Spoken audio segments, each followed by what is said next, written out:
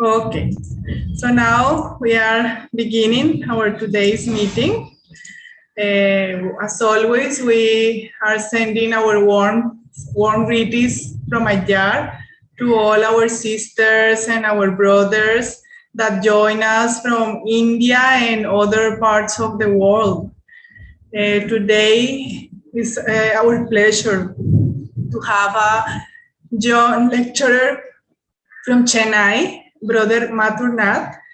He is going to talk about a very relevant and engaging, interesting topic among the theosophical literature, that is the solar system. Before we introduce our speaker, let's begin our meeting with the invocation. So if you want to close your eyes, make yourselves comfortable, let's repeat together.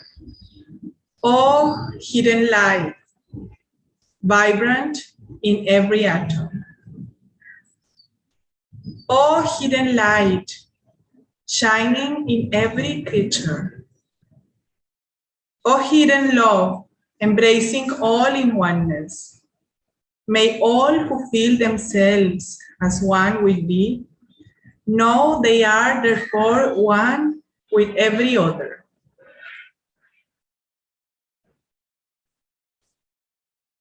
So as usual, we have at the end of the lecture a session of questions and answers, and this we have also, we request also the viewers from YouTube, if you want to just chat in the YouTube comments your questions, we will be very glad to bring them to the lecturer at the end of the talk. And now I welcome our brother Mathurath. He is from Chennai and he has been a member of the Madras Theosophical Federation, which today we are having a joint meeting with Madras Theosophical Federation. So we welcome also Brother Ramanujashari and Brother Ram, who are the president and the secretary of the Madras Theosophical Federation. We are very thankful for their presence today as well. And Mathurath has been a member of the Madras Theosophical Federation since 2018 and has been a keen reader of the theosophical literature and aspires to spread the literature to those who seek. He has compiled the books of the etheric double, the astral body, the mental body, the causal body, and the solar system, which he's going to share us today, in order to make the reader acclimatize to the actual literature. Normally, at the end of his talks, he always recommends to read the book in order to understand the truth deeply and to concretize the theosophical teachings in a tangible way. He aspires to spread the teachings by practicing diligently amongst the youth, the young minds of the nation.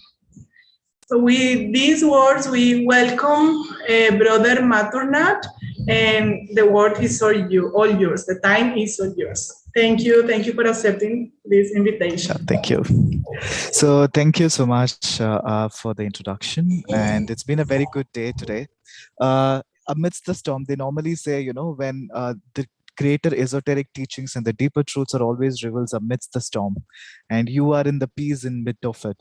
So a very nice start for me in terms of the solar system book, which we're going to see in this time. And the beauty is that it's raining outside and it's cool inside, and then the topic which we're going to talk about is very deep.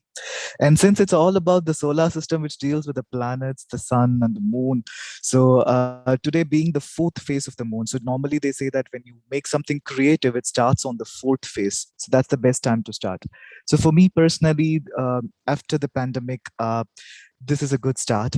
So thanks for the opportunity to the Theosophical Society and the Theosophical Federation for for imparting me these teachings and inspiring and aspiring me to take them forward and share whatever I know in the next 1 hour. Shikhar, can you please share the screen so that we can start with it? So, yeah. Before we start, the fundamentals is something which I would like to cover first. Number one is, what is theosophy? There are millions of definitions, and depending upon each of us explorations and each of us uh, seeking of the truth, there is a lot of definitions. But let me take to the theoretical definitions, which is what Blavatsky says, the founder of our Theosophical Federation. She says that theosophy is a combination of religion, science, and philosophy. I still remember during our 10th class sessions, there used to be this Fleming's right hand thumb rule and the left hand thumb rule, where, you keep them like this, you just show them perpendicularly to each other. So it's something like that. So one section is science, the other section is religion, the third section is philosophy. But nevertheless, all these three stems from a particular aspect called the truth. So it's the wisdom of the the ancient wisdom of the truth, and like how these three fingers stem from the hand. Similarly, there is a truth which is underlying across the civilizations, across all the scientific explorations, and across all the philosophies which humanity has witnessed over years of history. So, coming up to that topic, in the way of spreading the truth, in this way of exploring the truth has several dimensions. So each one is being looked at one on the abstract level, like how the principles or the formulations of it is.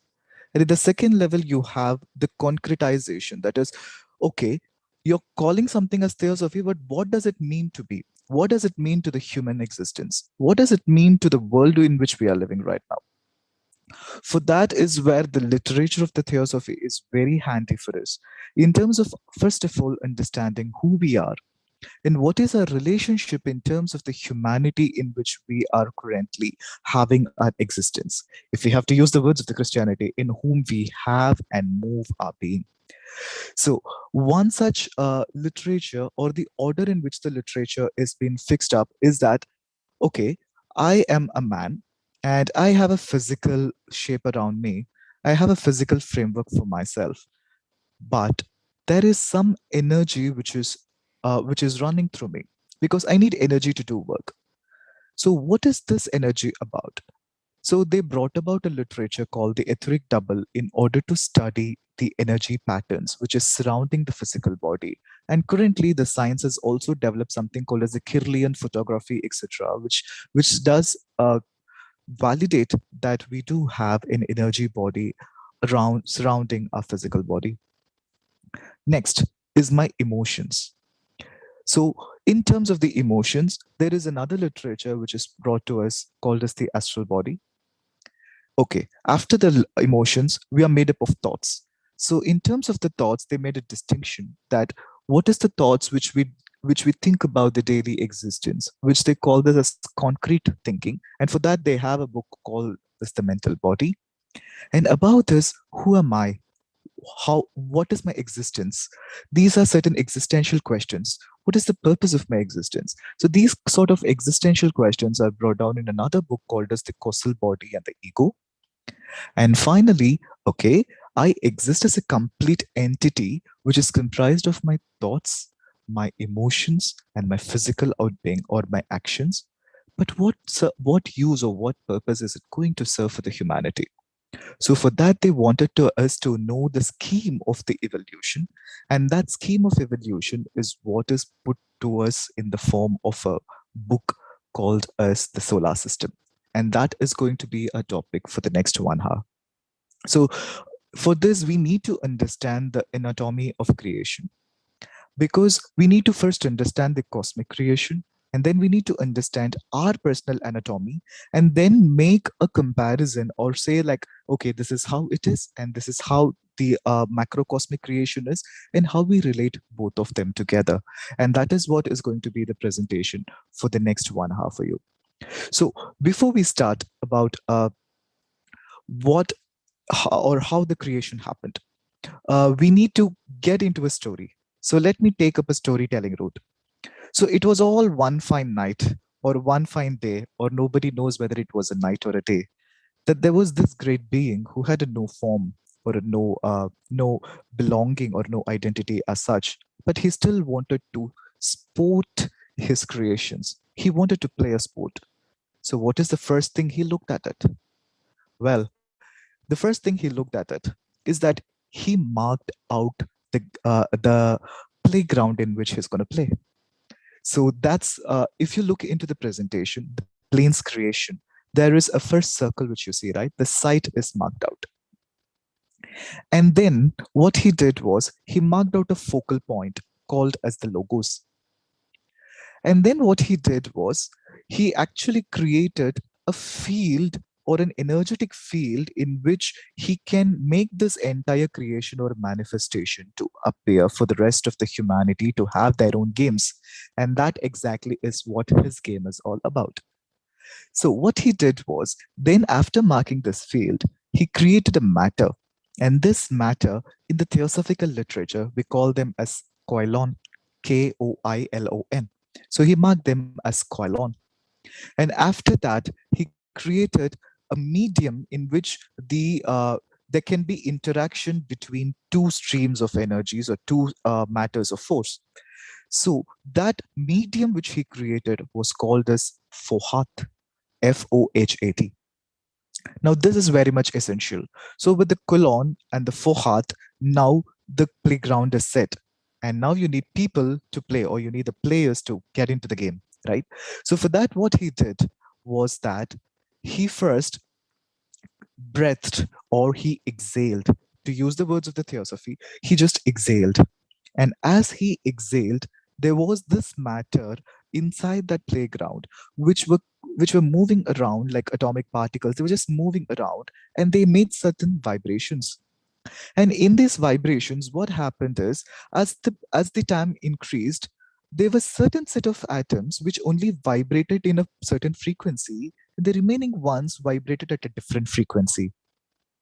At that particular moment, he breathed once again, or he exhaled once again. And when he exhaled once again, that's the time that these vibrations got much more disturbed. Or to use the words of the theosophy, there was a lot of chaos.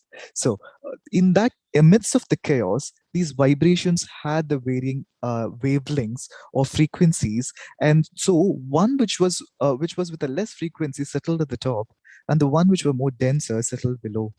So the one which was settled at the top with the less frequency and which much more refined frequency, if I have to use the scientific terms, the refined frequency was termed as the plane of Adi. And next below that, the denser form came into place, and that flame was called as Anupadaka. It's actually, if I have to use the right terminology, it's called An Upapadaka.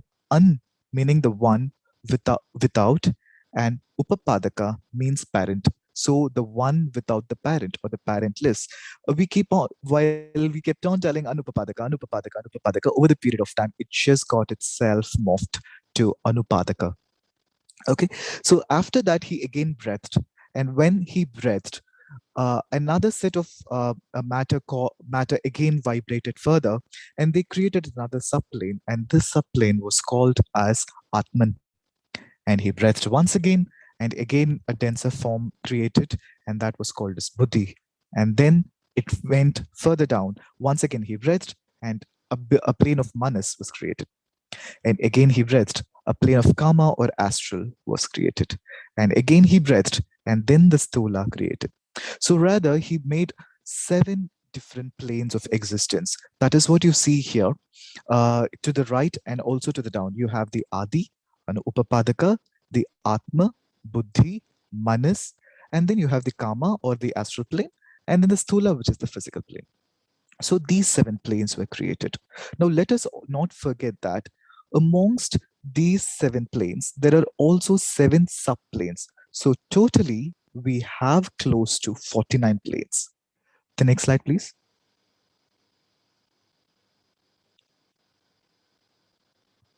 Great. So now how is the life going to be? Okay, now I have created the planes and now I need the player. So that should be a life form in existence. So how has it been created? So from the Adi, there was a spark or a flame, and from that flame, a myriad sparks were created into its lower forms, and those were called as monad. So if you see in the voice of the silence, it's been said that I see myriad sparks of flame, O Gurudeva, rising from one single flame. So that one single flame in the Adi is the one which came down and it created a lot of energy beings, which clairvoyantly seemed to be like sparks of flame, and they were all called as the monad. Now, this monad again had to bend itself down in order to play into the further lower kingdoms. And so it stepped down or it poured an aspect of itself into the next immediate plane, and that is called as the Atman. And so did the monad also put down another aspect of it into the further lower plane called as the Buddhi, and the further lower plane called as the manas. So if I still remember in one of the lectures of Mr. N.C. Ramanujachari, he uses the word MPA, the manas buddhi atman. I would say the atma buddhi manas. So these triple aspects formed up a living entity, and this in our theosophical technical literature we call them as higher or upper triad. Now, after this higher or the upper triad was created, now these three beings wanted to create or replicate or reflect themselves into the further lower parts or the further lower planes. And thus they made themselves into the lower mental, the astral, and the physical body. And this triangle of the lower mental, the astral, and the physical body is called as the lower triad. Now, how is the connection expressed between them? Can you please go to the next slide? Yeah. So this is how the anatomy is all about. So from the monad, we have Atma Buddhi Manas, which is the higher triad. And this together in the collective form is called as ego. And below, you have the lower manas, the astral, and the physical. And this is called as the lower triad. This lower triad in the theosophical literature is called as personality. Just imagine you and I, what are we comprised of? Yes, we do have a physical framework, but apart from the physical framework, we have our own energy patterns, we have our emotions, we have our thoughts, and this is what is our personality. So that's what is being depicted to us here when we mean about the personality. Because in the book, in the theosophical literature, you will be coming across the words called as the ego and the personality very often. And for that, the understanding of the spiritual anatomy is very much essential. Now, the next question is how is that the ego is actually having its access, or how is it communicating or interacting with the personality? That's done through a mechanism, or it has a channel of energy, and that channel of energy through which it operates is called as antahkarana. Can we move on to the next slide, please?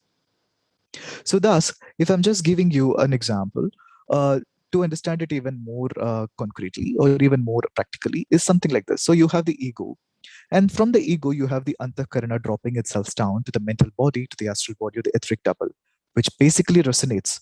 The ego, which is seen in the manasic matter or the higher mental matter, and then the mental body, which is seen or the lower mental matter, which is the concrete mind or the concrete thinking, and then my emotional planes of the astral matters, and then the etheric double.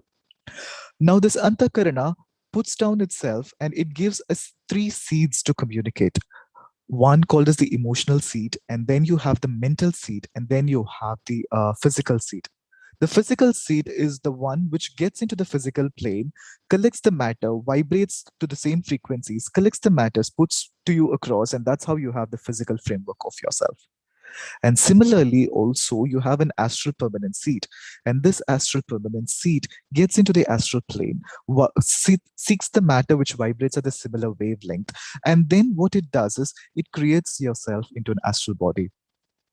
And when seen clairvoyantly, you see that there is an aura, and that aura looks like spherical or an inverted egg shape, depending upon how the personality works. And so the mental seed also gathers the matter from its mental plane, and it gives you another aura, and that is what is called as the mental body. So if there was a highly trained clairvoyant in this process who's been seeing it, uh, he might see you like just a physical body, and then there are rounds and rounds and cocoons, which you can call. So cocoons are shells and shells of energies, and with which we are walking across. So this anatomy is very much essential for us because this is the microcosm which we're talking about. And just imagine this on the global scale. Say, like how you and I have an order of thoughts, emotions, and higher abstract thinking. So just imagine for the planet, just imagine for the globe in which we thrive, that is Earth, if the similar pattern is replicated. And this knowledge is essential for us to know that. And now we get into our solar system. So this is basically an introduction to the solar system. Can we go on to the next slide? The next slide, please. Thus, this is how it happens. Now, in this entire process, what we saw that the creator stepping down, and the creator stepping down in order to the matter where he wanted you and I to have his play. But beyond a certain point of time, he also wants us to get back to the source from which we came, that is to the plane of Adi. So this process is cyclical in nature. So that is why we say that the law, everything is governed by the law of cycles. So you have a cyclical existence in your aspect of living.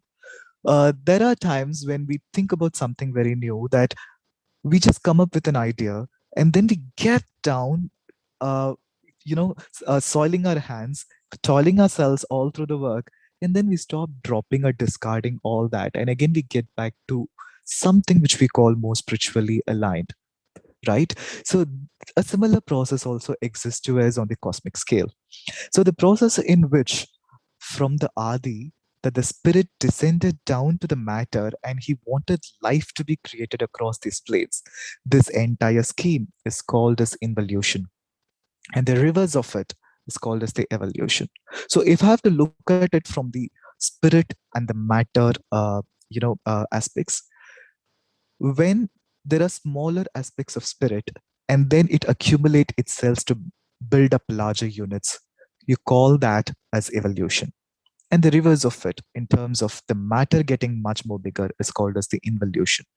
So here it's very important that there are certain terminologies in the solar system which we need to know, like the globes, rounds, chains, schemes, etc. So first we're going to cover what is meant by the globe. So like what I gave you as an example of humanity, so does a globe also have its its aura of the etheric, astral, physical, obviously. So and the mental auras. So our Earth globes, our Earth has two lower mental, two astral, and three physical globes. Can you move on to the next slide? So let's not forget that how with the physical body, all the other bodies surrounding it is simultaneously existing.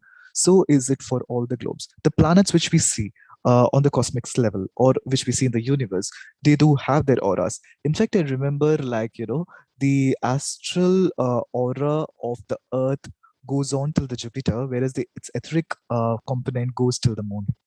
So that big is the aura, so the same is what we speak about when the Buddha was enlightened, his aura was seen to be like around 5 kilometers in length. So that dense was his auras, that dense was his energy field. Now what are these energy fields? Okay, now these emotions or these thought, the matters do have their implications around us. They say normally, right, the environment impacts us and we also impact the environment. So this connecting factor which happens is done through that medium which we call fohat. So, with this, there is a communication which happens both from the mental planes to the physical planes and also from the physical planes to the mental planes. Why? Because of the simple principle which we need to understand that along with the physical globes, you also have the astral and the lower mental globes simultaneously existing. The next slide, please. Yeah.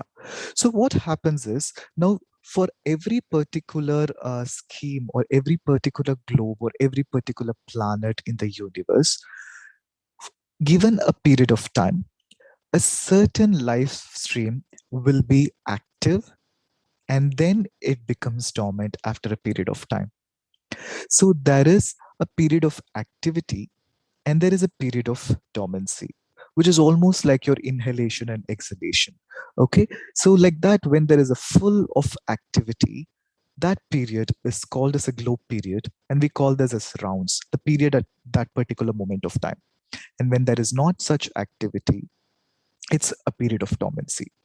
So what happens is there are around 7 globes in the scheme of in one round. I will tell you how it works.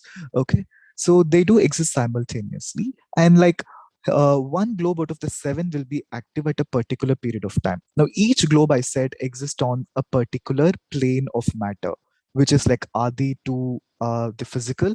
We came across the 7, right? So on a particular plane, there is one globe which will be active at a given point of time, and the others will be dormant.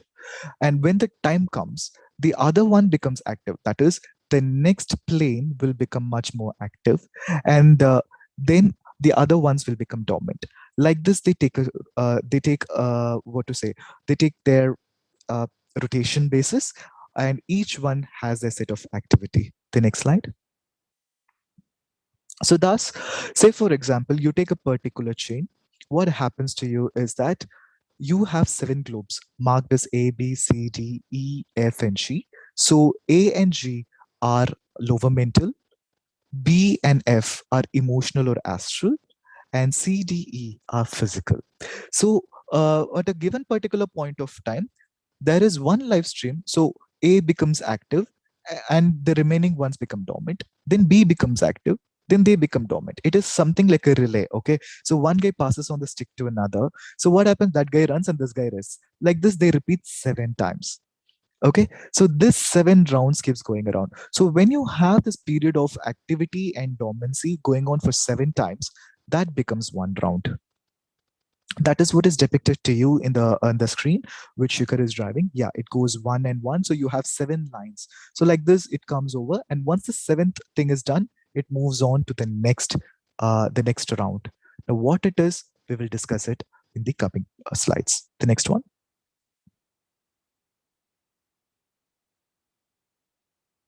The next slide, Shika. Yeah. So thus you have each round represented by the circular lines in the diagram as we have been discussing. So 7 globe rounds makes one chain period. Basically what I'm trying to say is that one globe becomes much more active, and then this activity goes on for 7 times. So there is one round of completion. Now after this, what happens? The entire round repeats itself once again. Okay, like this, another round goes around and another round goes around. Just imagine a relay where there are 4 players or there are 7 players in the game, and now after completing one full circle, they have to again undergo the same thing another 6 more times. So each one has run 7 times. So that thing is called a 7 rounds completion. So after that 7 rounds are completed, we call that as one chain periods. Clear? The next one. Yes. So now what is chain, Mathur? Okay, you've been telling about the rounds and the chains, etc. So what does each chain depict? See, in the larger scheme of evolution, it has been broken down into the process of chains. Now, under each chain, there has been assigned what are the globes. There are 7 globes which we know. Now, what they have told you is under a particular chain, there will be such and such number of globes on each plane of existence. And so you will have the rounds coming up accordingly. That means that, say, for example, if I'm on the first chain of a scheme, the one which is shown in the diagram is the Earth scheme of evolution. So if you see that in chain number 1, you have 2 globes of Atman, 2 of Buddhi, 2 of higher manas, and 1 of the lower manas. So there are 7 globes created for us. Now, only in these 7, there will be a rounds of activity which will go around. And once they become dormant, or once the 7 rounds are completed, this chain activity is done. And all this matter disintegrates itself and steps itself further down into the densest matter. And it goes on to the next chain, which is chain 2. And in this chain 2, you will have again globes, which is stepped one plane lower. So you have 2 in the Buddhi, you have 2 in the higher manas, 2 lower manas, and 1 in the astral. Like this, it steps down next into the third chain. And in the fourth chain, if you see, it's again further stepping down. And what happens here is where there is a U-turn which takes place. See, the entire scheme of the 7 works in a cycle of evolution, involution, and evolution. So involution means that the spirit comes down itself to physicalize in matter, and the evolution is the one which goes into the ascending arc, or it starts dropping matter, and the spirit power is what comes into the picture. So you have this U shape or a boat shape movement, and this is how we have depicted it diagrammatically. The next slide, please. So thus this entire process takes 7 times. So just reiterating, you have one globe round, which is made up of 7 globe periods, and then you have 7 rounds making one chain, and 7 such chain periods makes one scheme of evolution or one process of evolution. The next slide. Yes. So looking at one scheme of an evolution, and this is what I've given to you in the Earth scheme. So you see that how the matter is composed of, what we just discussed before. I've just reiterated it once again, that chain 1, chain 2, chain 3, what's the matter which has been composed of? So we are currently in the 4th chain of evolution, and we are in the 4th round. So we are in chain 4, round 4. Okay, so in this current scheme, that's why you see that we have a physical Earth coming into picture. Had it been into the previous chain, you would have only had Moon. You wouldn't have had a planet called Earth to be formed. So therefore, I'm just trying to say that the Earth, according to the theosophy, maybe the science, I'm not sure what the science has come up with its with recent discoveries of how the Earth is formed, but according to the theosophy, which was seen from the clairvoyant side by the lead beaters, Powells, and masters Kutumi and Maurya. So the Earth actually came from the Moon. And that's why in few of the civilizations in India, we still have a few of the civilizations across the globe, we still have that there's a worship of the moon which is going on.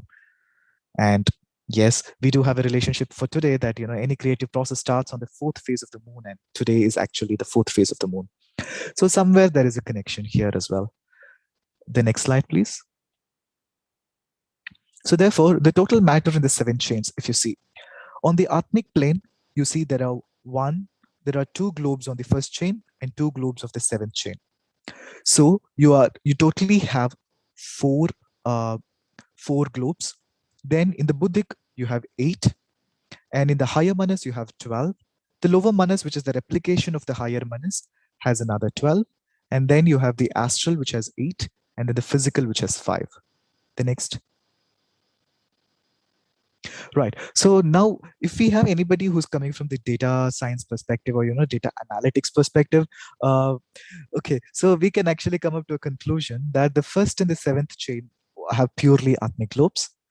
The 2nd and the 6th have purely Buddhic globes. So if you can also look at the diagram, in fact, you see that the 1 and the 7 are almost the same. The 2 and 6 are almost the same. The 3 and 5 are also all the same. Only the 4 is one step down. That's it. So it's just a replica or a reflection of what we are saying. So all except the 4th chain have a higher mental globes, and only the 3rd, 4th, and the 5th chains have physical globes. Clear? This is just like counting all the globes in each planes, and that is what we have put to you in the summary. Next. Okay, now what happens, like what we have seen there, we saw some breaks between 2 chains in the previous slide, right? So I also mentioned to you that between the 2 chains, what happens, there is a disintegration of matter and it steps itself further down. So that's what has been shown to you here, the disintegration of the matter, and it's building up into the further lower planes. This takes a period of time, and that entire process which involves that period of time is called as pralaya. So even on the physical level, for us, so there are many pralayas which is determined based on the rounds of the globes, periods, and also in terms of the kingdoms. And even for you and I, we do have a nitya pralaya. The nitya pralaya is something like this. When you sleep and when you wake up, it's a different, fresh beginning. So there is also a nitya pralaya for us.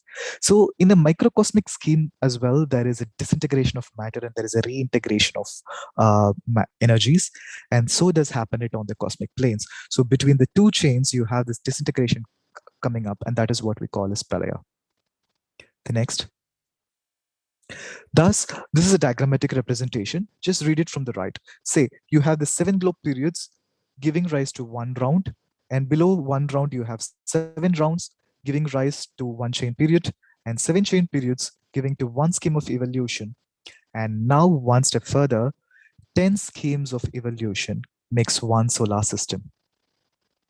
This is what we propose in our theosophy. Next.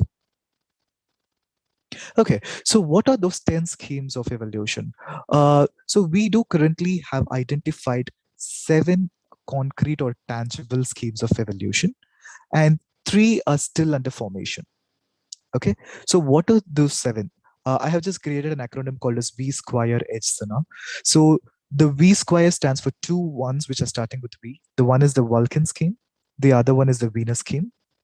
E for Earth, J for Jupiter, S for Saturn, U for Uranus, sorry, N for Neptune, and A is to depict scheme number 8, 9, and 10, which is still not formed. So we call them vaguely because since there's something like dust particles right away in the entire macrocosm, we call them as asteroid scheme.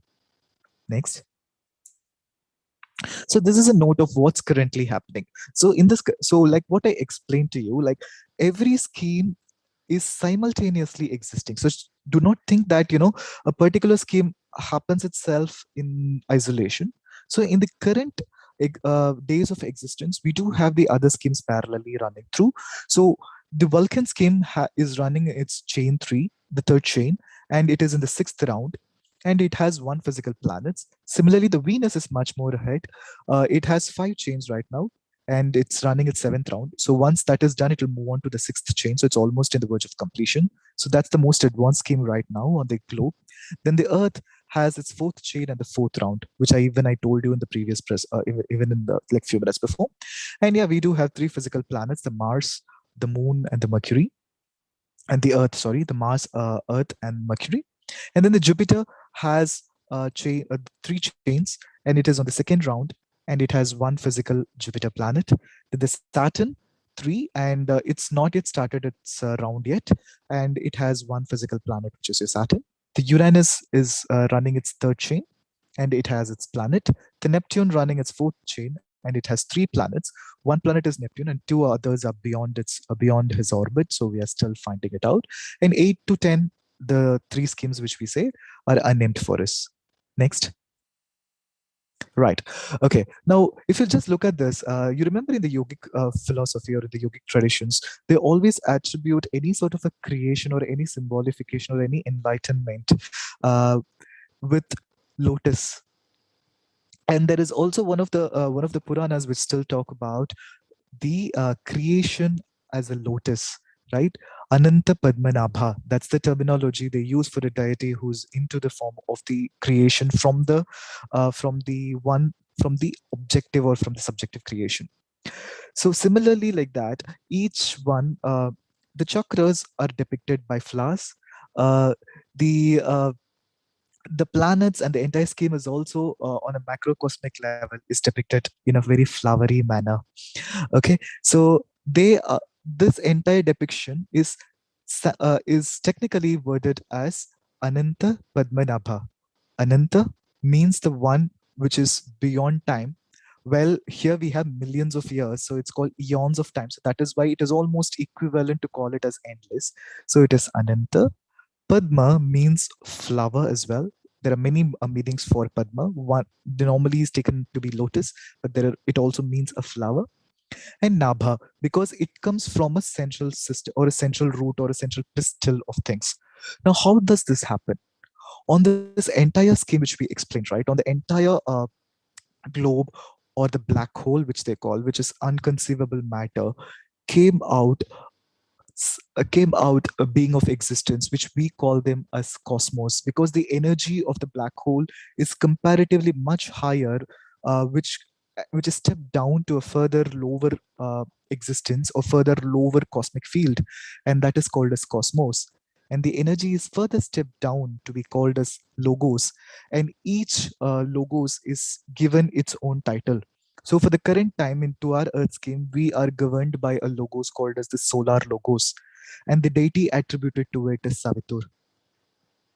So in this solar logos, there are this 10 schemes of evolution which we are talking about, and in these 10 schemes, you have there are petals, there are sub petals within this each petals. So each one is marked by those 7 chains. And then you have the stars at the end of the 7 chains. And that is what we are calling them as rounds. And microscopically, if you can look into this, it'll look like globes. So basically, this is a depiction of how the entire gamut or the entire solar system is currently functioning. So if we have to revisit, during our school, what solar system we studied is completely different from what we are seeing right now. Next slide, please. Yeah. So what I explained to you is again depicted to us in this diagram. So the 10 existing chains, which is there in each scheme of evolution, is given to you below. What are the globes which are active? So the one on the top, the right top one, tells me that under which scheme, which chain is active.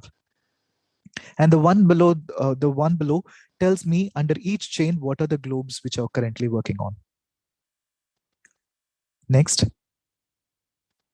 Yes. So this is where we are talking about the one which I said, right? The guy who marked up the field of existence. When I was talking about the story of creation, I said that there was an area which was marked, and that particular area is called as Quilon.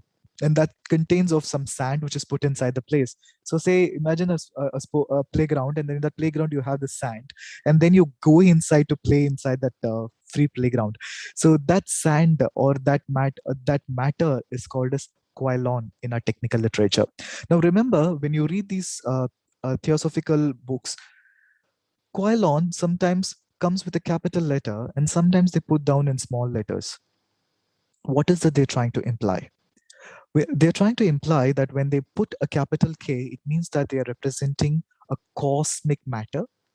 And when it is given in small letters, it is implied to mean the microcosm. Okay, and this Quilon, when it was seen on a very clairvoyant power, had a very high pressure, which is like 750,000 tons per square inch, and its density was like 1,000 times greater than that of the water's density. Next. Yes, and now when I'm talking to you, you can see me, you can hear me, and this video and audio is done through a medium, right? It is conducted through a medium. Electricity is a medium, light is a medium, sound is a medium. So how does this conductivity or how does this sound or this light transfer? There needs to be a medium between us, right? So that medium in the theosophical literature we called as Fohat, Fohat. And when looked at them clairvoyantly, they look like soda bubbles. Okay.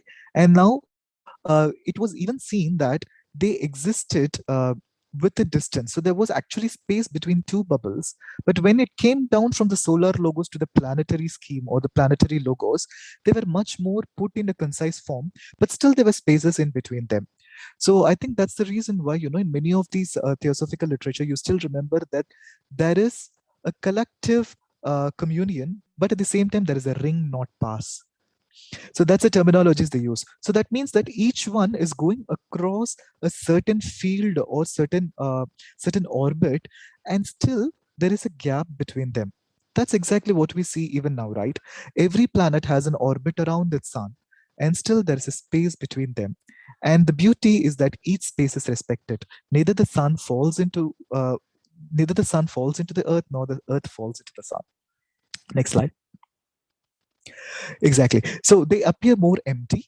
We don't know how perfectly the motion is inside them or whether they are rotating on their axis. And however, what we can see is that it can be as a whole or as a mass by exerting will. So just like how is it that they come together? Is that by a force of will? We do not know who's the one who's activating it. Well, that's a question, and that's a truth which we need to explore further. But it's that will of that person which is actually making them come together, and still each one has its own unique part to play, and still a beautiful game is being put down. And that is why, in few of the scriptures, we call that the entire creation is the sport of some higher being. And that's what in the Sanskrit terminology we call them as Leela Vibhuti.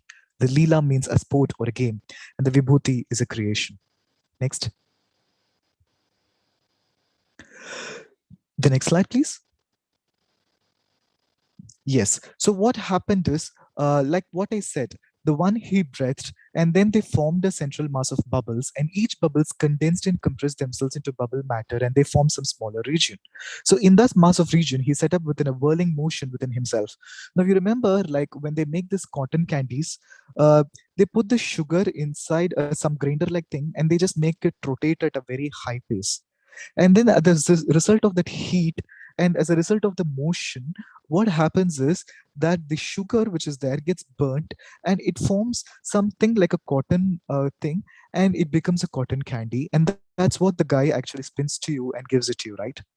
Now, this force, which we call as the centripetal and the centrifugation force, the similar pattern is how these atoms or these bubbles were created in the cosmos. Even in our, even in the physical planes, if you see, they're created and they are revolving around a particular pattern, and that is how it was created. And an axis goes around which they orbit.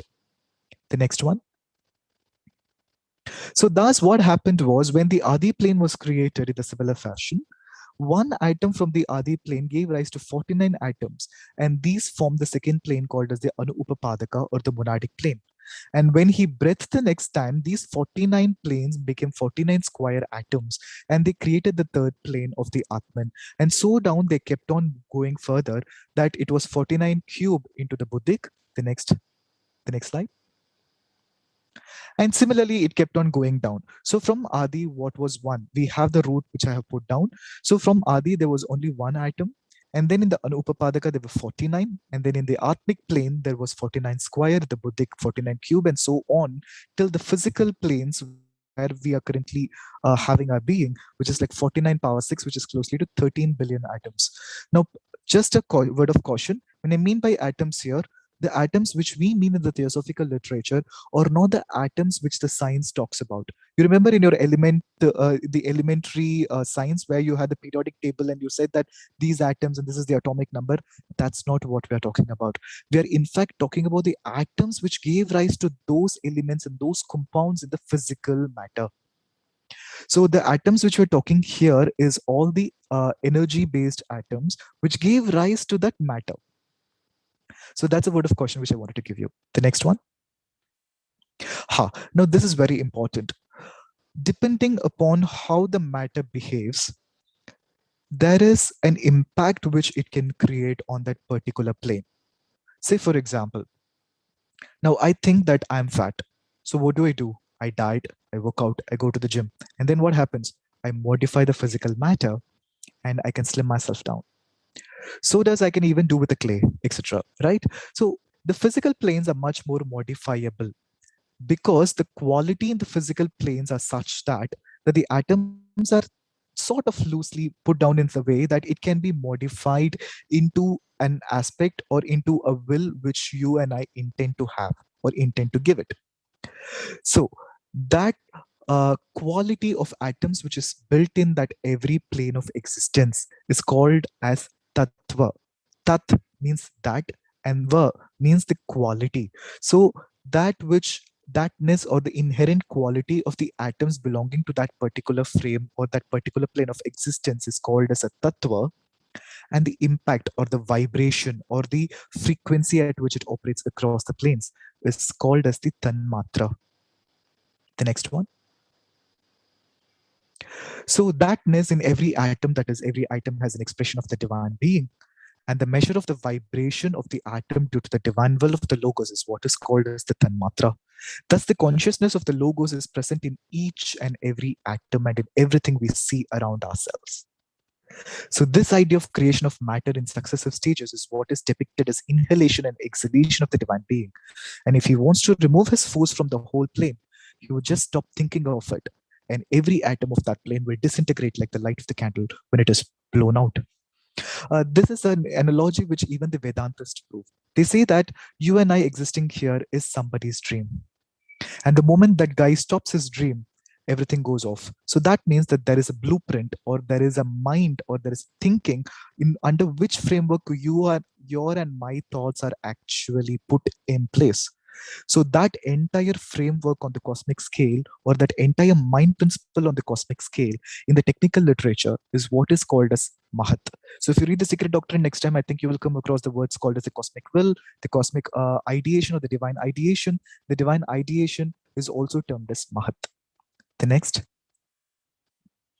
So if you look into the physical plane, you have three dimensions, right? The dimensions of length, breadth, and height. Now, how is this arrived? That the physical atoms, they make three movements. One, they rotate on their own axis, and then they revolve around a circular orbit, which you are seeing even in the solar system, and then they pulsate like a heart, going in and coming out. So it's something like this. When you stand and when you rotate yourself and you go around a particular line, and again you come back to the same position, what are the three things you feel? There is one set of motion that you're going around yourself, and then you went around a circle, and when you came back, your heart pulsates inside and outside. So a similar pattern is what happens to us as a 3D. Now, just you step one step higher, you get into the astral body. There is a fourth dimension involved. It is four dimensional, and the fourth dimension is called as depth. That is why, you are very emotional, you say from the depth of my heart. Even when you're grieving, you say from the depth of my heart, I grieve for you, or I feel for you. But nevertheless, remember that whatever you experience in the fourth dimension cannot be completely expressed through words. You're happy, but how much can you tell me that you're happy? You can only say, I'm happy. That's it. You will laugh around, you'll play, you will jump, but you cannot express them through words. Similarly, when you get into a next dimension, which is into the mental plane, there are five dimensions involved. And again, that's why you remember that you and I have a problem, that whatever we think, we cannot convey them 100% because of this factor that we are rotating on higher dimensions, and those higher dimensions do have problems in communicating into the physical planes because of the limitations of the dimensions which we have for the particular plane. And for more details to know about these dimensions and to know about how it has been expressed in each dimensions, please refer to the book of Occult Chemistry by Annie Besant. Next. So now the next question. Okay, what's interstellar space? Between two solar systems, like how you have a universe, you do have a solar system, right? So in this entire solar system, between two solar systems, there are some free atoms, and they are lying so free and apart, but they're equidistant under normal conditions. So unless and until this divine ideation flows and he wants another creation of a solar system to come into picture, these will stay free and they will be lying normally. But since the divine will puts down further and puts some force within itself that all these matters and the atoms have to come closer, in order that the solar logoi again steps down further to have a planetary logoi for its creation, that's the time when these atoms are bound much closer. So in the space between the planets, these atoms are not free due to the disturbances from the comets or meteors, and also because of the compression due to the attraction of the sun. That's why in one of the while mentioning in the causal body and the ego, Powell, who's the author of the solar system, mentions that if you raise your consciousness to the causal body, which is like having abstract thinking, you can move freely in the neighborhood of the planet where the atoms are compressed and cannot move freely in those spaces because of this interconnection which exists between in those levels of matter. Next. So how was the earth formed? Simple. Take the cotton candy analogy. The moon was active in the third chain. In the fourth chain is where the earth was created. So what happened is a part of the matter of that chain came separate, and there was an axis which was created for the earth. And this matter which belonged to the moon got themselves disintegrated or separated, and they started revolving around a new axis. And in this new axis, the dust gathered. Then the other set of matters and the atomic molecules gathered together. And then as the time went by, they all came together and they cooled themselves down. And once they cooled themselves, again from the center, what happened is a volcanic eruption happened. And from that volcanic eruption, few of the matters were thrown into the moon, and that created craters in the moon. But by this time in the separation process, a much of the life forces and the matter got disintegrated from the moon, and it moved to the earth, and now the earth got its scheme of activity. And while the moon, taking all this matter of volcanic eruptions and creating craters on itself, it just looked like a plastic substance, which you and I are seeing it in the present condition. The next ones, please. So the moon became extinct like the present condition. We can move on to the next thing. Next slide. Yeah. So in these planes of creation, let us also not forget that how were we been born? The science says that we were created out of animals, right? Now, there were three outpourings which came into the picture when the creation need to happen. Number one, you need to give life to the matter. And that happened with the first outpouring. And then there was a second outpouring which came. And in that the time is where the minerals, plants, and the animals came. And then you had the third outpouring from which it was called as the ego, which I mentioned. The causal plane and the connection was established. Next. So thus you have the divine, the solar logos, and then you have the planetary logos or the subsidiary logos, which is something depicted like the seven chakras into the form of body. So this is how the microcosm looks at it. You have seven chakras, which is governed by the soul. And similarly, you have the solar logos, which is, you have seven planetary logoi or 10 planetary logoi, which is governed by the solar logos. Next. Next. Yes. So what happens? Is there an interaction which takes place between two planetary schemes? Yes. At the Buddhic plane, you see that there is an interaction. But what sort of an interaction and what messages do they communicate is something when we raise the consciousness to that particular level, we will be able to understand. But at the physical, astral, and the mental planes, it's no. There is no interaction or communication which is taking place between the planets. Next. Yes. Now, we are talking about life streams. Now, this earth has minerals, vegetables, animals, and then you and I as humans, etc. So each one of us have a life stream which has been created to us. Next slide, please. So when we have the great outpouring, you can move on to the next one too. The next one. Yes. So what happened is when there was the life which had to put in, that is the spirit had to descend down itself into matter, and you and I have to come and form into being. So we had three stages. The first elemental kingdom, the second elemental, and the third elementals. And then it further went down into the mineral, vegetable, animal, and finally we had the human. Now, in which planes did they impact? Please move on to the next slide. Yes. So if you see that the first elemental, when it descended down, it started with a higher mental, and then the second elemental in the lower, and then the third elemental into the astral. And in the physical, you had the mineral, and that's where the balance was struck between the spirit and the matter. And then finally, the spirit has to go one step higher. And again, he started his journey in the vegetable, and then to the animal. And then in the human kingdom, we are currently supposed to have a set of conditioning to be accessible across the thought forms of both the concrete as well as the abstract thought forms. Next. I think we can move on to the next one. Yes. So what's the plan we have? Each kingdom shall be animated for the whole chain period. And simultaneously, there will be other kingdoms which won't be so active into that particular chain.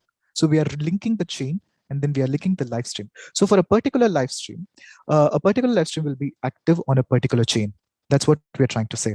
Move on to the next slide, please. Yes, so this is what we're trying to say. So from the previous scheme, we have say in chain one, we have 7 live streams. And in these 7 live streams, if you see that once you evolve into the first side, you're done with the first chain, then you move on to the next upper live stream into the next chain. And then you move on to the next live stream into the next chain, and so on into the first chain. So if you have a first human elemental kingdom who's coming up into the first chain, he would becoming a human being only in the 7th chain. So that is how the plan is defined. Next. So after the human, what is the things we have? They enter into a superhuman level of existence. And the superhuman level of existence is something to have the cosmic or the Buddhic consciousness. And if you remember that the Buddhists generally talk about the Bodhicitta or the Buddha scheme of evolution. And that's exactly what we're trying to do when we reach out to that 7th scheme of evolution. Next. We're running short of time, so we'll be going very fast. For each scheme of evolution, there is, from a divine hierarchy, there are certain beings who have been put to administer the flow of things. And remember, in theosophy, when I mean by human, it is not about the physical human beings who are currently living on earth. As a human being, we are supposed to be the guardians, and we are also supposed to be the regulators and the caretakers of the other kingdoms, which I mean by the mineral, vegetable, and the animal kingdoms. Right? Yeah, brother Mathurath, brother. Yeah, in case you think there is a lot more to cover, we can cover it we can arrange another session or later Sure. also if you want. Otherwise, we can still continue for 10-15 minutes. No problem. Sure. Thank you so much. I'll be closing it up in another 5 minutes, and then we can. Yeah. Okay. We can Sure. Yeah.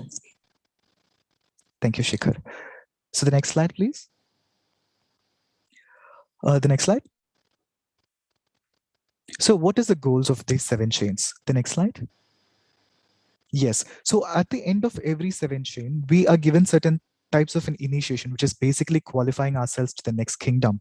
So coming up to the 4th chain in which we currently have, we are supposed to be the Ashika adept level of, or rather it's called as the 5th initiation. And what it actually happens to us is, can you please move to the next one? The next slide. The next. The next. The next. Yes. So what happens once we reach or we cross the human initiation and we get into the Buddhic consciousness or into the superhuman scheme of evolution, which is told to us at the end of the 7th chain? You are either given to enter the nirvana, which actually is like you only retain your monadic essence and not anything below, or you're given a Sambhogakaya vesture where you can have the Atmic body or the Atma Sharira. The next slide, please.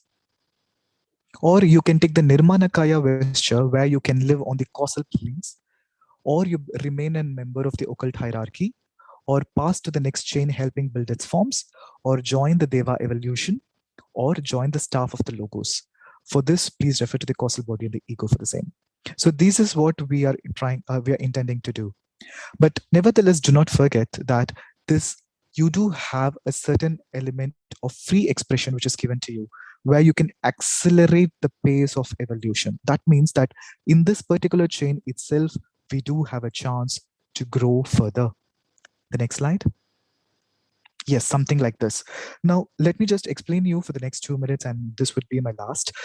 So if you see in elemental 1, there is a block under chain 1, which is divided into 3 portions.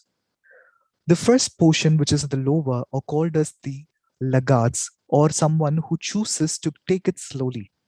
So in that cases, what they happen to do is, in the second chain, instead of moving on to the next kingdom, they would become the previous one. Yeah, they would become the same kingdom's leaders in the next chain. But those who are going with the stream or with the force of the evolution and the time frame, they will move on to the next kingdom in the next chain. However, there are few of them who use will and they would like to accelerate the pace, and they are called as vanguards, vanguards, vanguards, and they would get into the next kingdom in the current chain itself. That is what you see as one arrow, which is going from elemental 1 to elemental 2 in chain 1 itself. So this is how a progress of a kingdom is given to us. So with this, what is the plan ahead of us? It is governed by time. It is governed by space. It is governed by motion. And above all, it is governed by the free will. So you and I as humans have 2 things right away in front of us: to have our bodhicitta, which has been spoken about by the lamas and the Dalai Lamas, and even the Vajrayanas and the Vajrasattvas are all talking about the bodhicitta, which means the intuitive perception, which goes beyond all sorts of intellectual reasoning.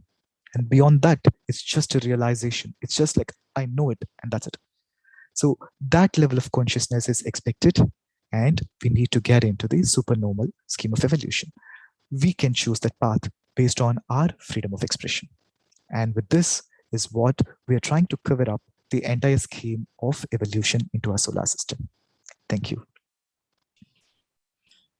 Thank you, Brother Mathurath, for such a wonderful presentation. And, really, it was a very, very difficult subject. And but that's why I said also that there is a lot to cover. Maybe we can plan it on the next session, because going quickly also maybe some of our members may not get it, but really kudos to you that you covered so much of it, such a difficult subject in such a short time, at least given us a glimpse. So we really thank you for that. And now, as our usual thing is, we now invite any questions or additional comments from our viewers, from our audience. If they have anything, if any doubts or any questions, they can unmute themselves and ask, please.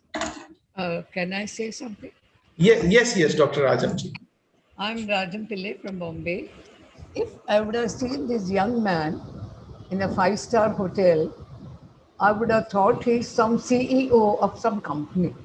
Not talking about Vajrayan and wow, what is happening? It's like going into Buddha Kal when Ashwaghosh and Nagarjun, when youngsters were imbibing knowledge, pragya. I'm so proud that I think he must be not even half my age. And he's triple my pragya. So I'm very thankful to Shikhar that he is introducing such people. At least I'm hearing for the first time. Wonderful. You've done well with all your maps. Though I felt I'm playing in a game, I didn't know I'm talking about my own body or higher plane. Thanks. That was wonderful. Nice. Thank you, Dr. Rajamji. Now we have Sister Aban. Okay, we have Sister Aban. You can ask your question. After that, we'll come to Brother Harihar Raghavanji also. Thank you very much for giving me this opportunity to say a few words. Brother Mathurath ji, I have taken the book of Man with the How and When, How, When, How and Whither, where most of the topics have come, especially the planets and all. And this solar system is another book. I think it is by Powell. Yeah. So you have put the substance of 2 big books, tomes, into 1 hour speech is tremendous, you know. And it needs tremendous concentration and tremendous brain also to understand. And the speed at which you were going, I think it was very, very, even in olden days, we had Punjab Mail, and it was like that. But anyway, it is the way you have explained, it has really made very sense, but only to those who have read these books. Otherwise, it becomes difficult. So I think you should have divided this talk not only in 2 parts, in 3 parts. Okay. And gone slowly, because your depiction, your images are very good. Through the image, people will be able to understand much better. And awesome. Because I don't want to give advice to you, but since I'm also in the same line, I have taken 3-4 books. Every Friday I take classes, and I have done this, not this book, Solar System, but the Man book. And that is why I just say that there are many new things you have told us, but I was not able to grasp it, though I tried to write. No worries. Don't worry, it's seated in your subconscious. So you just come down to our level, not your level. Don't worry. Thank you very Shikhar, much. then can we also have another session?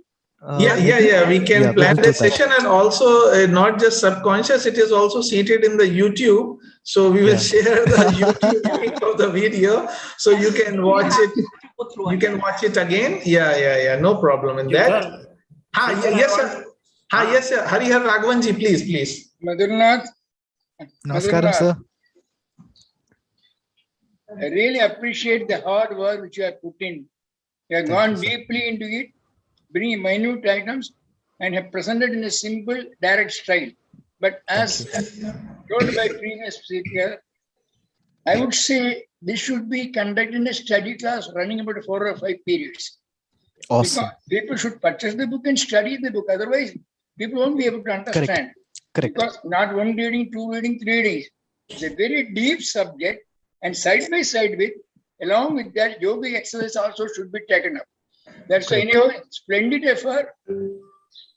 Kindly think over having a study class, have some questions, structure the forms, and then interested people know much about anyhow causal body, astral body, mental body, solar system, and solar systems yet to be discovered. These are not in everyday's book, because only people who are interested will look at it. So such people have to pull together. It's a good subject for theosophy science study. Sure. Thank you, sir, for your comments. And yeah, exactly, that was the purpose. That actually this lecture is, of course, basically it aims to inspire that spark of studying. Of course, not everything can be covered in one lecture, but if a few of us get inspired to read the book and have a study camp on that, that would be the real success. And now we have Taral Munshiji from Bombay, so to ask something. No, I just wanted to say that already Raghavanji has said that 4 to 5 things, but still whatever you have done in this entire 1 hour session was immediately graspable, both, and as Shikaji said, is on YouTube also. But your diagrams and your in between, which you skipped the slide also, I think those were also very important, because I was so much into it that I read 2 sentences and then you suddenly skipped it away. Because time was ticking 6. So it was in your mental plane, but we will await for another session of yours. Sure. And perhaps you can start from in between, from where you started, going fast, skipping all the stations. Oh, sure. Yeah, that's why. And you are a wonderful person. Thank you so much. Thank you. Mathurath. Yes, ma'am. I want to. Mathurath. Professor Shinde. Dr. Rajamji, you want to say something? Then we'll come to Professor Shinde. Yeah. Mathurath, Yes, what ma'am. do you do otherwise? Chartered accountant by profession. That's why. Chartered accountant by profession. So But professional. this is IT time, income tax time chal raha hai. How do you manage this? It's been there. Wonderful. It is the interest in the book that must have brought him here on this stage. Right, ma'am. Don't become bhikshu and all. Huh? Never. That's not what theosophy intends to do, I guess. I know, don't do it. Sure. Thank you. Okay, thank you. Professor Shinde ji. Yes. Brother Mathurath, Yes, I sir. congratulate you for your wonderful understanding and presentation. It is Thank you, not sir. easy to understand such cosmogenesis, and you have understood it, and not only understood it, you made it to understand others. That is a wonderful quality. Today's Thank you, sir. Teachers' Day, and you have done it very nicely. I appreciate that. Now I request Thank you. you to visit to our Yes, sir. Adair library. There is one book on my table. Yes, sir. Dr. I think Stephen Phillips, very technical. And Okay. that biological part I can understand, but what you explained this, you can understand very well. I want to show you that book, and whenever you come here at Adair, Oh, please that's a visit great to thing.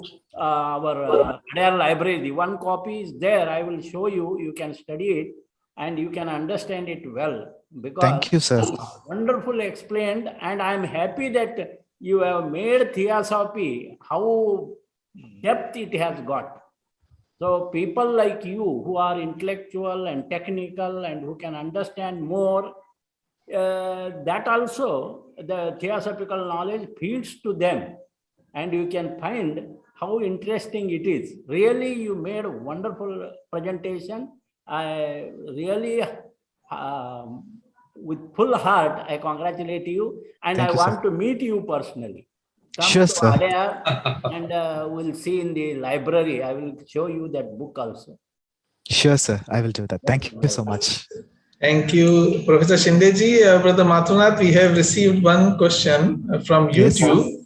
Yes. Yeah, it's regarding the moon phases and thought forms. It's by Brother Balaji Narayan Swami Ramanathan.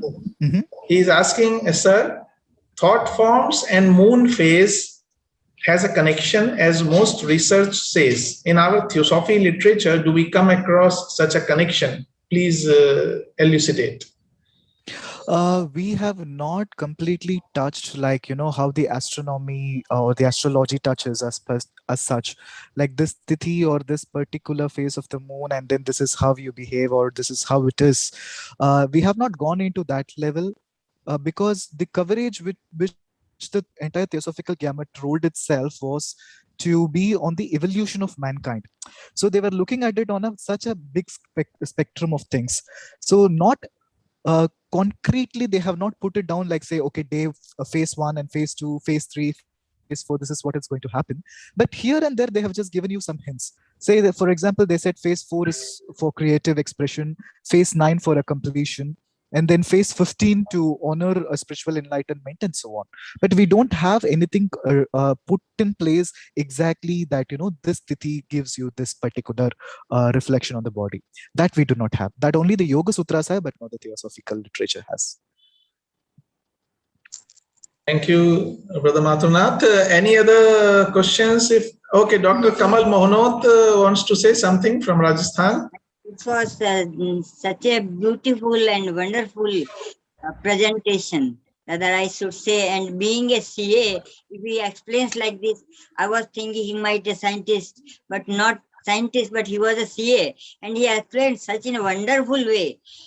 Although all persons say is right thing that it is difficult for many persons to understand so fastly, but it's such a beautiful, it's just beautiful, I can tell you. And one thing, just last question, when there is a connection between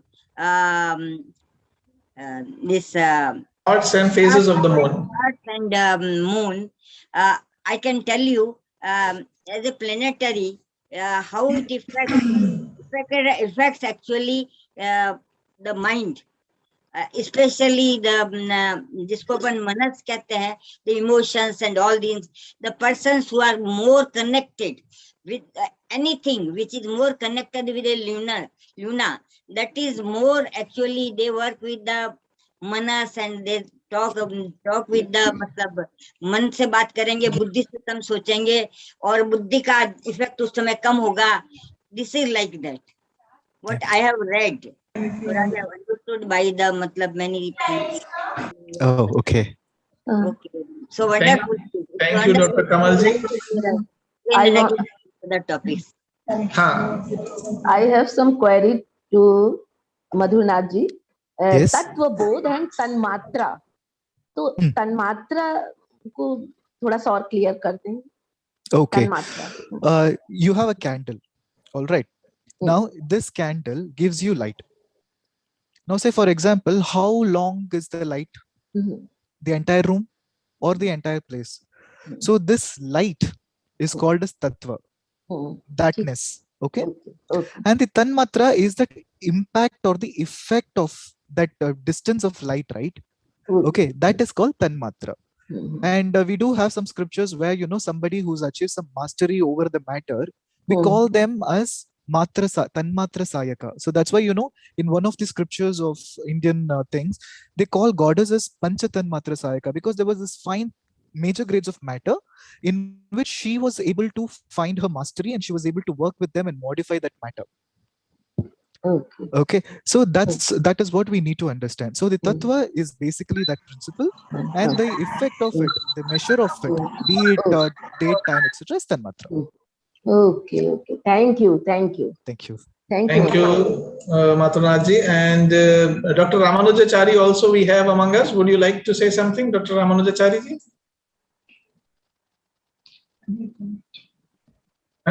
Unmute. Dr. Ramanujachari, unmute yourself. Kindly unmute yourself.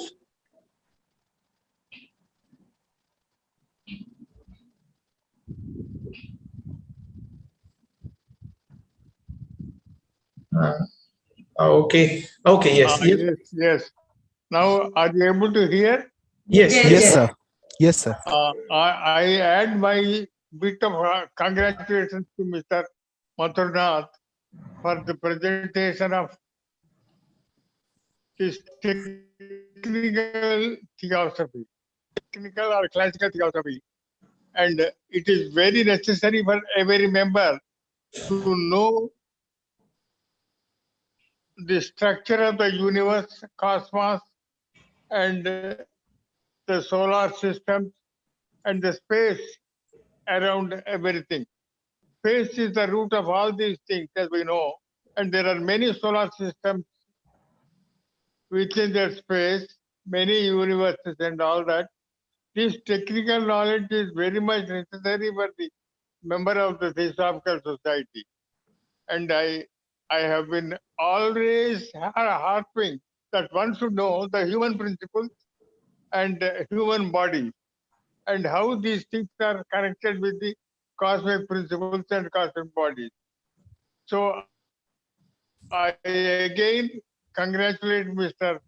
Mathurath, who I know is a good student of theosophy. Thank you again. That's a big compliment from yourself. Thank you, Dr. Dr. The first time when he gave me the opportunity to talk about man and his bodies, and I still remember those days. Yes, so from that presentation only, we thought why not have you also during this online talks. And okay, since time is almost up, so but just last one question from Sister Zina. Will every one of us evolve? Is it our definite future? And from your talk, it seems that we are more connected to the moon than our sun. Okay. I expected this question. Nice. So see, what we are trying to tell is in the scheme of evolution, we do have a precedent and we have a succedent. Okay. So from the moon, chain 3, the 4th, we came down to Earth. But that doesn't mean that, we were from Earth. We did have the principles of the other planets. When we came down to Earth, we did have the Vulcan and the Venus elemental principles in our construction. So it's not only that, we are always from the moon. Yes, we have the close association to the moon.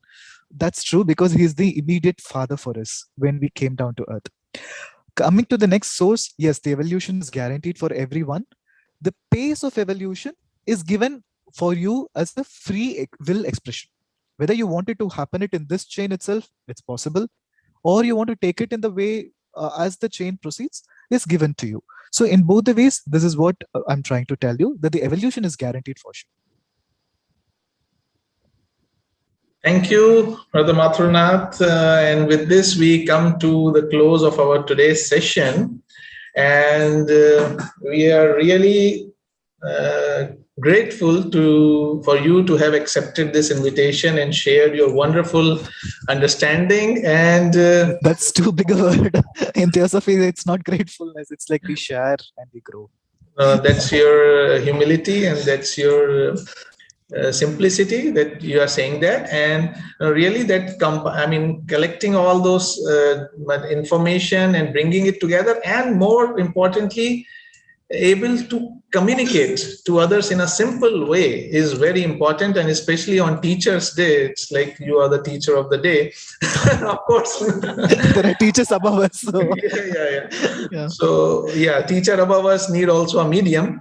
So thank you so much for taking time out and doing this talk for us with all our delegates. And on behalf of Madras Theosophical Federation, Pragya CS Studio, and all our delegates, we thank you.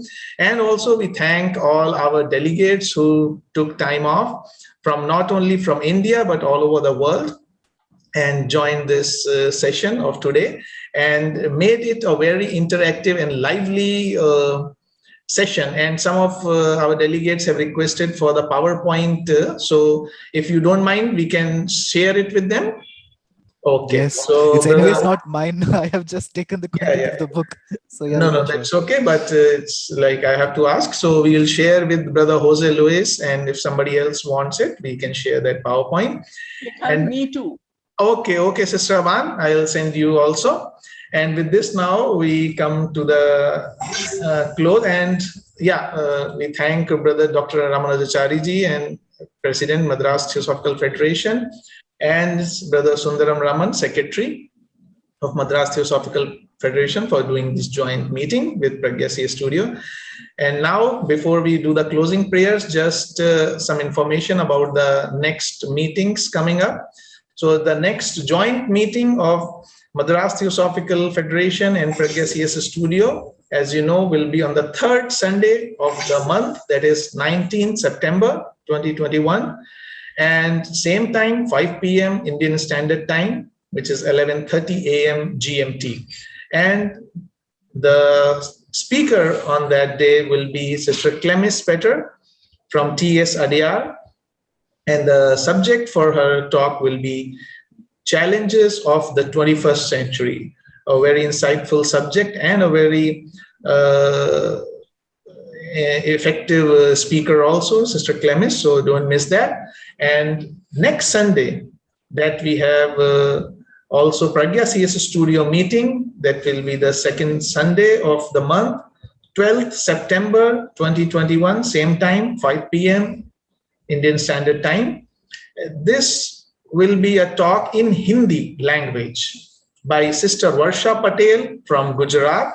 And the title subject for her talk is Atmanirman ki Alaukik Prakriya. Creation of Atman is a paranormal, supernatural process, which is based on the book by George Gurdjieff. We all know, might have read about George Gurdjieff. So George Gurdjieff की पुस्तक पर आधारित आत्म निर्माण की अलौकिक प्रक्रिया by Sister Varsha Patel, next Sunday 5 p.m. So don't miss it. And now coming to the closing prayers, but before that, Brother Ramanujachari wants to say something, sir? No, not now. Acha, okay. You have raised the hand, so okay. So now let us come together once again, and whatever peace of mind and camaraderie or warmth that we have experienced during this communion, let us share it with all our willpower and thought power, the welfare of all beings. I will chant the mantra in Sanskrit and then in English. Om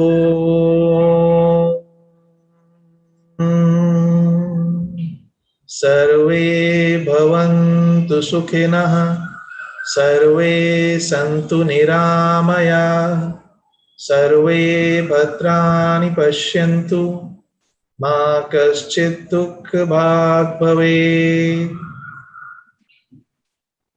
May all become happy. May none fall ill. May all see auspiciousness everywhere. May none ever feel sorrow. Shanti, Shanti, Shanti.